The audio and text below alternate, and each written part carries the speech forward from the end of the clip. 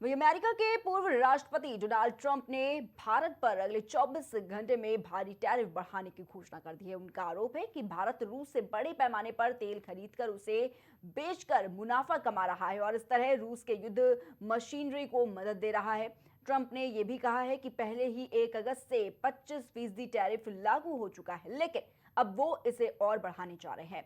इस चेतावनी पर भारत ने कड़ा विरोध जताते हुए कहा है कि यह फैसला एक तरफा और अन्यायपूर्ण है। साथ ही अमेरिका और यूरोप पर दोहरे मानकों का आरोप लगाया है, क्योंकि वे खुद भी रूस से ऊर्जा और अन्य सामान खरीदते हैं और इस विवाद का असर भारतीय अर्थव्यवस्था पर भी दिखा है। सेंसेक्स गिरा, रुपए की कीमत दबाव में आई और आरबीआई को विदेशी मुद्रा भंडार से 9.3 अरब डॉलर बेचकर रुपए का बचाव करना पड़ा।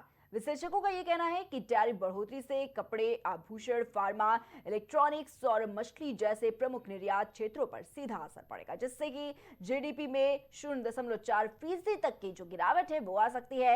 यह विवाद भारत अमेरिका के बीच व्यापारिक रिश्तों को नए तनावपूर्ण दौर में भी ले जा सकता है। तो देखिए, जिस तरीके से डोनाल्ड ट्रंप का ये ऐलान हुआ है, पहले ही 25% जो लगातार बात कही जा रही थी कि टैरिफ बढ़ाया गया, लेकिन अब इसे और बढ़ाने की बात ट्रंप की तरफ से की गई है। तो कहीं ना कहीं भारतीय अर्थव्यवस्था की बात करें तो भारतीय अर्थव्यवस्था पर एक भारी संकट गहरा सकता है। लगातार जो मार्केट है वो गिरता हुआ नजर आ रहा है और जिस तरीके से ये बयान सामने आया, इस बात का ऐलान उन्होंने किया, उसके बाद जो तमाम चीजें हैं वो भी बढ़ती हुई नजर आ सकती हैं। तो 25% में जिस तरीके से पहले कहा गया था कि 25% टैरिफ लगाया जाएगा, लेकिन उसे और भी बढ़ाने की बात कही जा रही है। तो काफी हड़कंप मचता हुआ नजर आ रहा है बाजारों में और इसका सीधा असर बात करें तो भारतीय अर्थव्यवस्था पर पड़ता हुआ नजर आ रहा है। तो कहीं ना कहीं काफी नाराजगी भी देखी जा रही है जिस तरीके से यह ऐलान किया गया है डोनाल्ड ट्रंप की तरफ से कि भारत पर अगले 24 घंटे में भारी टैरिफ बढ़ाया जाएगा।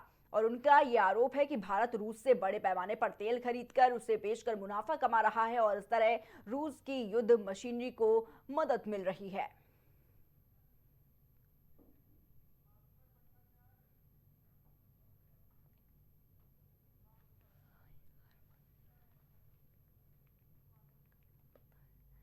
तो हमारे साथ इस खबर पर विदेशी मामलों के जानकार शुभंकर भट्टाचार्य जी जुड़ चुके हैं। शुभंकर जी, बहुत बहुत स्वागत है आपका। शुभंकर जी, जिस तरीके से डोनाल्ड ट्रंप ने भारत पर अब अगले 24 घंटों में भारी टैरिफ बढ़ाने की घोषणा की है, पहले भी देखिए 25% टैरिफ की बात कही गई, लेकिन अब इसे और बढ़ाने की बात की जा रही है। क्या लगता है कितना बड़ा असर भारतीय अर्थव्यवस्था पर पड़ेगा इस पर? जो अभी यूएस की जो ट्रेड डील जो हो रही है उसमें हमारा जो सरप्लस है वो तकरीबन 44 बिलियन डॉलर के ऊपर का सरप्लस हम लोग है। सरप्लस मतलब ये है कि जो ट्रेड का जो हमारे साथ जो होता है, हमारा जो एक्सपोर्ट है वो इम्पोर्ट से अधिक है। तो 44 बिलियन डॉलर मायने रखता है और जब इसके ऊपर जब टैरिफ लगने की बात आती है तो भारत को तो जो असर पड़ता है तो पड़ता ही है, लेकिन जो विदेशी ग्राहक होते हैं हमारे, उनके ऊपर भी बहुत बड़ा असर पड़ता है। जैसे कि अगर हम सीधे सीधे बात करें, हम सेक्टर बाई सेक्टर बात करेंगे। जैसे ऑटो और ऑटो कंपोनेंट की बात आई, इसमें सबसे बड़े जो हमारे यहाँ से एक्सपोर्टर्स हैं, जो कि टाटा मोटर्स है, महिंद्रा है, भारत फोर्ज है, इनके ऊपर सबसे बड़ा जो है खतरा मंडरा रहा है कि जो रेवेन्यू होगा वो रिड्यूस हो जाएगा, इनकी ले ऑफ सभी बढ़ जाएंगी, इनके प्रोडक्शन में कट्स होंगे। तो नेचुरल सी बात है कि अब तब ये लोग क्या करेंगे, ये लोग गवर्नमेंट के पास जाएंगे कि सब्सिडी और इसके लिए जाएंगे। उसी तरीके से स्टील एंड एल्यूमिनियम पर आ जाते हैं। स्टील एल्यूमिनियम पर जब आते हैं तो जेएसडब्ल्यू स्टील है, टाटा स्टील है, हिंडाल्को है, इनका बहुत बड़ा एक्सपोर्ट हमारा यूएस के साथ रहा है। तो उसमें भी ये दिक्कत जो है आपको देखने को मिलेगा कि इसमें जो प्रॉफिट मार्जिन इनका श्रिंक करेगा। तो मार्केट में ऑलरेडी आप देख रहे हैं कि एक बहुत बड़ा इस समय श्रिंकेज दिखाई दे रहा है। हमारा जो सेंसेक्स है वो भी ऑलरेडी डाउन है। इसमें अब गवर्नमेंट लॉबिंग बहुत ज्यादा शुरू हो जाएगी, जिसमें गवर्नमेंट को इस मामले में भी चिंता रहेगी। उसके बाद आ जाते हैं textile and apparel. Textile and apparel में अरविंद लिमिटेड ने बहुत बड़ा एक्सपोर्ट जो है ऑर्डर वहां से हासिल किया था। इसी तरीके से रेमंड वेल्सपन का बहुत अच्छा ट्रेड डील चल रहा था, उसके ऊपर ये बहुत मेजर एक इम्पैक्ट आने वाला है। इससे क्या होगा कि जो डोमेस्टिक अनएम्प्लॉयमेंट है, स्पेशली उन क्षेत्रों में हमारे देश में, जैसे कि तिरुपुर है, सूरत है, जहां से टेक्सटाइल की बहुत बड़ी जो है प्रोडक्शन होती हैं, उन क्षेत्रों में आपको इसका जो है मंदी नजर बहुत अच्छी तरीके से आएगी। जेम्स एंड ज्वेलरी एक ऐसा सेगमेंट है जहां भारत बहुत अच्छा करता है और इसका एक बहुत बड़ा जो ग्लोबल बिजनेस है वो थाईलैंड इसको लेने के लिए पड़ा हुआ है, क्योंकि सिंगापुर, थाईलैंड अपने जो ग्लोबल रिटेल्स हैं ज्वेलरी में वो उसको बढ़ाते चले आ रहे हैं। इसमें जो है राजेश एक्सपोर्ट्स है, टाइटन है और स्मॉल स्केल जी एक्सपोर्टर्स हैं जो कि गुजरात और महाराष्ट्र में जो है उनको बहुत बड़ा जो है नुकसान पहुंच सकता है। उसके लिए ये जो है ये मिडिल ईस्ट के लिए और यूरोपियन मार्केट के लिए बहुत अच्छी खबर बन के आ सकती है। लेकिन जी वहीं पे अगर देखा जाए, अगर हम लोग थोड़ा सा शार्पली चले तो हम लोग यहाँ पे अच्छा डील कर सकते हैं। अगर हम सिंगापुर के रास्ते से या हम यहाँ पे मिडिल ईस्ट के साथ अगर हम अपना रिश्ता अगर और प्रगाढ़ करते हैं, जी तो यहाँ थोड़ा सा वाया चैनल से जाएगा, लेकिन इसको हम लोग कवर अप कर जी पाएंगे। शुभंकर इलेक्ट्रॉनिक जी और जी सोलर इक्विपमेंट की लेकिन अगर अगर बात करें, राजनीतिक मायनों से समझने की कोशिश करें शुभंकर जी, तो क्या लगता है ये बार बार टैरिफ बढ़ाने की बात क्यों डोनाल्ड ट्रंप की तरफ से? देखिए, एक बात आज डोनाल्ड ट्रंप ने खुद खुद से कह दिया कि उनकी जो मेजर चिड़ वो ये इस बात की है कि हाँ रशिया के साथ डील की जा रही है और उनको लगता है कि रशिया ये जो तेल से जो पैसा जो कमा रहा है वो अपने वहां पे जो है अपने हथियारों पर और इसके ऊपर इस्तेमाल कर रहा है, जिससे वो यूक्रेन बिल्कुल में और अपने क्षेत्र में वो अपना दबाव बनाने की कोशिश कर रहा है। इस बात से यूएस को बहुत ज्यादा खल रही है कि भाई उसका जो एक यहाँ पे जो वर्चस्व की जो राजनीति थी उस पर उसको बहुत बड़ा फर्क पड़ रहा है। इस जगह पे अगर भारत यहाँ पे बहुत अच्छा खेल सकता है, अगर भारत अगर अपना अगर जो अब तक जो एक टेंशन जो चाइना के साथ जो चलता चला आ रहा था कि कहीं ना कहीं चाइना हमारा बहुत बड़ा दुश्मन नजर आ रहा था, आज के दिन में चाइना भारत की तरफ अपना स्टैंड सॉफ्ट कर सकता है। ये डबल इन्वर्टेड कॉमर्स में कर बिल्कुल रहा हूँ और इसका फायदा एमईओ को लेना चाहिए तुरंत। जी अगर यूएस अगर अपनी करीबी बढ़ाता है पाकिस्तान के साथ, तो वो चाइना के लिए जो जी चाइना इस समय बहुत ज्यादा पाकिस्तान पे कर रहा था, वहां पे हम लोग भी उसी तरीके से जवाबदेही कर सकते हैं और चाइना के साथ एक अच्छा जी रिलेशन बनाने के शुभंकर लिए जी, बहुत अच्छा लेकिन ग्राउंड। पहले ही 1 अगस्त से कहा जा रहा है कि 25% जो टैरिफ है वो लागू हो चुका है, लेकिन अब इसे और भी बढ़ाया जाएगा, लेकिन भारी टैरिफ लगाया जाएगा। क्या लगता है कितना परसेंट जो टैरिफ है वो और बढ़ सकता है, इसको लेकर कोई जानकारी?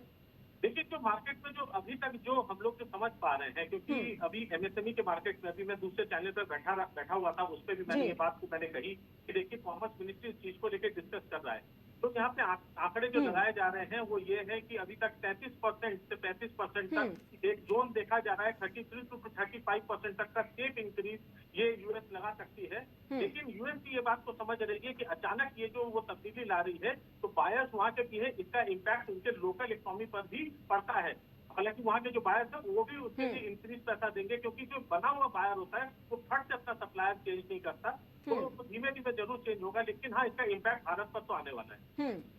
और शुभंकर जी, क्या लगता है कौन कौन सी चीजों पर एक बड़ा इम्पैक्ट पड़ सकता है अगर बात की जाए? माफ करिएगा, फिर से पूछें। जी शुभंकर जी, जैसा कि आप कह रहे हैं कि भारत पर एक बहुत बड़ा इम्पैक्ट पड़ेगा, भारत की अर्थव्यवस्था पर बड़ा इम्पैक्ट पड़ेगा, लेकिन अगर बात करें जिस तरीके से ये भी कहा जा रहा है कि भारत की तरफ से कि ये एक तरफा फैसला है, जो फैसला डोनाल्ड ट्रंप ने लिया है वो अन्यायपूर्ण है। बिल्कुल अन्यायपूर्ण है, हाँ बिल्कुल गलत है और इसमें उनका जो है एक एक एक बहुत बड़ा एजेंडा दिखाई दे रहा है कि जी उनको जी सिर्फ रशियन इकोनॉमी को किसी तरीके से डिस्टर्ब करना था। लेकिन अगर वो इस तरीके से देखें तो यहाँ पे सिर्फ रशियन इकोनॉमी डिस्टर्ब नहीं हो रही है, वो एशिया के पूरे इकोनॉमी को डिस्टर्ब करने, क्योंकि सिर्फ भारत के ऊपर नहीं, माइंडेड ये 70 कंट्रीज के ऊपर उन्होंने लगाया है, 70 कंट्रीज है इसमें। और इसका अगर आप अलग अलग अगर मामले में देखें तो इसमें पाकिस्तान को वही पाकिस्तान है जहाँ पे जो है जो यूएस में सबसे बड़े जो हमलेवार जो रहे हैं वहीं से पाए गए थे, और आज के दिन में डोनाल्ड ट्रंप पता नहीं कैसे वो खेल रहे हैं और मुझे ख्याल से अब उनको फर्क भी नहीं पड़ता। उनको पता है कि ये उनका राष्ट्रपति जो वर्चस्व, क्योंकि यूएस में आप 2 बार से चुनाव लड़ सकते हैं, ये उनका आखिरी टर्म होगा, तो इसमें वो खुल के पूरा दम लगा के खेल रहे हैं और उनको उनकी सोच यही बनी पड़ी हुई है कि किसी भी तरीके से उनका जो नाम है वो एक जो इतिहास के पटल पर ऐसा छप जाए कि उन्होंने ऐसे ऐसे डिसीजन लिए कि वो आगे तक जो है वो इतिहास के पन्नों में बने रहते। इस समय ट्रंप का जो खेल है वो बिल्कुल पता नहीं किस तरीके से उन्होंने जो भारतीय मार्केट को है उन्होंने बिल्कुल टारगेट बना रखा है। उन्होंने निशाना तो साधा है रशिया के ऊपर, लेकिन एशियन मार्केट को डिस्टर्ब करना इस समय उनका पूरा मेरे ख्याल से उनका मकसद बन चुका है। जी शुभंकर जी, लेकिन ये भी कहा जा रहा है भारत की तरफ से कि अमेरिका और यूरोप पर कहीं ना कहीं सबसे पहले तो दोहरे मानकों का आरोप लगाया, और ये भी कहा जा रहा है क्योंकि वे खुद भी रूस से ऊर्जा और अन्य सामान खरीदते हैं। बिल्कुल सही बात है। हाँ वो खुद रूस से काफी सामान खरीद रहे हैं, वो चाइना से भी अगर देखा जाए तो सबसे बड़ा ट्रेड डील तो चाइना के साथ है। आज के दिन में वहां पे चाइना के अगर आधे से ज्यादा कंपनीज अगर बंद होने के उस पर से आ रही हैं, तो वहां के जो वर्कर्स हैं वो ट्रम्प के खिलाफ खड़े हुए हैं यूएस में। जी। तो ये जो उनकी जो पॉलिसीज है वो कहीं ना कहीं वो बैकफायर तो जरूर करेगी, ये तो आप लिख के रख लीजिए। लेकिन हाँ, देखिए उनकी भी स्ट्रेटेजी देखिए, उन्होंने दिमाग खेला। और यहाँ पे हम लोगों को बहुत ज्यादा सरप्राइज होने की कोई बात ही नहीं है, ये तो उन्होंने खुद से ही कहा कि देखिए भारत एक सबसे इतना सरप्लस का हमारे साथ ट्रेड कर रहा है जो उनको नहीं बिल्कुल मंजूर नहीं था। उनका हर कोई देश चाहता है कि उनका ट्रेड सरप्लस दूसरे देश के साथ रहे, तो उसको वो टारगेट करना चाहते थे। ये तो बात थी। 44 बिलियन डॉलर मैं कह रहा हूँ बहुत अब था, तो भाई उनको ये फर्क पड़ रहा था। अब वो उन्होंने इसके ऊपर टैरिफ लगा दी। जानी सी बात है कि ये जो उनकी तरफ से जो ट्रेड डेफिसिट है वो कम होता यहाँ पे नजर आएगा। अब धीमे धीमे उनका सरप्लस कम हो जाएगा, हमारी तरफ से जो है यहाँ के प्रोडक्ट की वहाँ पे डिमांड कम होगी, तो इन सब चीजों पर उनको फर्क उसको डालते डायरेक्टली दिखाई दे रहे हैं। लेकिन एक मजे की बात देखिए, उन्होंने 2 सेक्टर्स को छोड़ दिया, सेमीकंडक्टर्स को छोड़ दिया। सेमीकंडक्टर्स को लेकर नहीं बात की क्योंकि उनको वहां पे जरूरत है, तो सेमीकंडक्टर्स को नहीं टच किया, फार्मा को नहीं टच किया कि हमारे यहाँ से सिप्ला का बहुत बड़ा है, सन फार्मा बहुत अच्छा धंधा दे रही है यूएस को।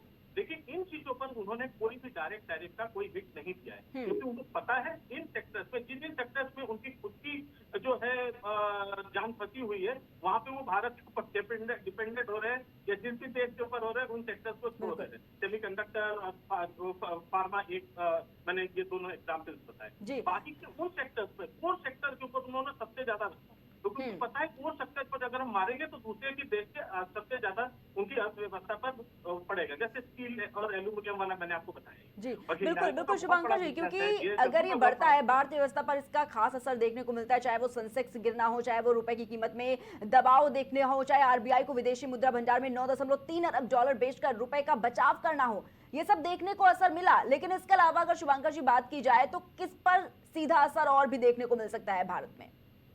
देखिए, जो रुपए पर जो असर पड़ा है ये तो एक बहुत मामला, मतलब बहुत बड़ा मामला है ये। आज के दिन में आपको अपना फेडरल रिजर्व था फॉरेन करेंसी का, उसको आपको आज बेचना पड़ा। ये बहुत अच्छी बात नहीं है।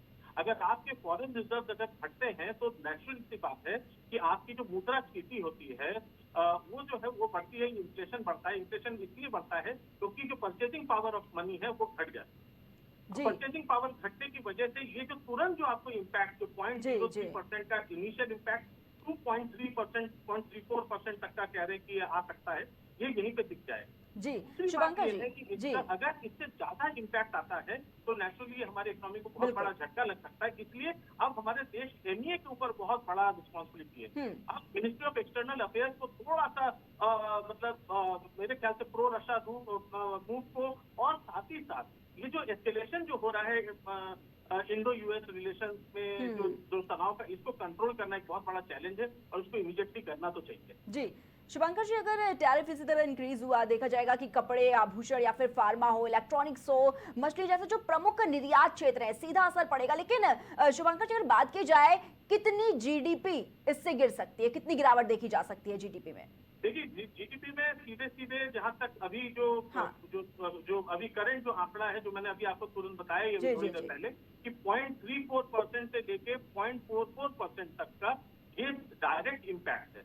डायरेक्ट इम्पैक्ट इसलिए है क्योंकि इस समय आपने अपने पास जो विदेशी मुद्रा का जो आपके पास जो जमा था, जो आपके पास जो फेडरल रिजर्व था, वो आपको बेचना पड़ा, यानी आपको रिलीज करना पड़ा उसका विदेशी मुद्रा।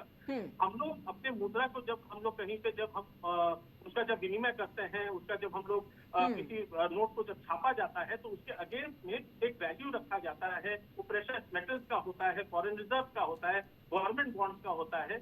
तो इस पर से अगर हम और रिलीज कर देते हैं तो 100 रुपए के पीछे जो उसका रिजर्व वैल्यू होता है वो घट जाता है, तो मुद्रा की वैल्यू भी घट जाती है। इससे आगे परचेसिंग पावर पर बहुत बड़ा असर पड़ता दिखाई देगा। लेकिन अभी बहुत देर नहीं हुई है, भारत के पास अभी बहुत समय है।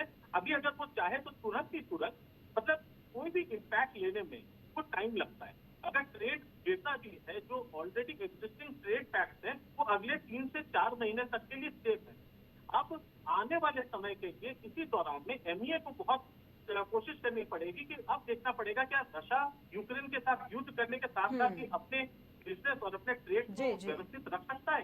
क्या हम चाइना के साथ या दूसरे देशों के साथ अपने ट्रेड डील पहले बना सकते हैं? हमारा जो टेक्सटाइल और इसका जो धंधा अब बांग्लादेश और वियतनाम के पास जा सकता है, क्या वहां पे हम लोग कोई चैनल खड़ा कर सकते हैं जहाँ पे हम लोग इंटरमीडिएटरी एक एजेंसी की तरीके से काम कर सकते हैं? दिमाग लगाना पड़ेगा। जो सिंगापुर ओपन मार्केट की तरह से करता है, अब वो ओपन मार्केट पॉलिसीज हमको अपनाना पड़ेगा।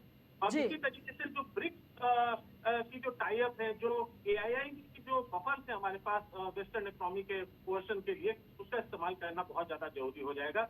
और यहाँ पे जो मैंने एआईआईबी की बात की है, उसका जी। रोल बहुत इंपॉर्टेंट है। एशियन इंफ्रास्ट्रक्चर इन्वेस्टमेंट बैंक, उसका इस समय रोल बहुत इंपॉर्टेंट हो जाएगा। इस समय इस पे पॉलिटिक्स खेलना भारत के लिए बहुत ज्यादा जरूरी है। जी। शुभंकर जी, अगर बात करें भारत के वैश्विक रिश्ते को लेकर अमेरिका के साथ, क्या लगता है रिश्ता और कितना तनावपूर्ण हो सकता है? देखिए, तनावपूर्ण किसी भी जब इस प्रकार के जब ट्रेड पॉलिसीज को जब कोई सरकार करती है तो तनाव तो बढ़ता ही है।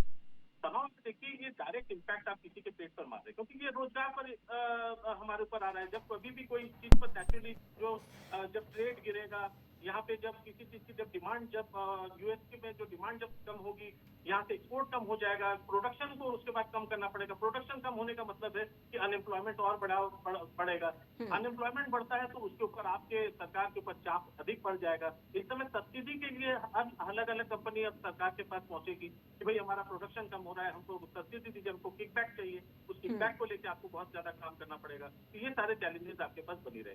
ठीक है, शुभंकर जी, बहुत बहुत धन्यवाद आपका हमारे साथ जुड़ने के लिए।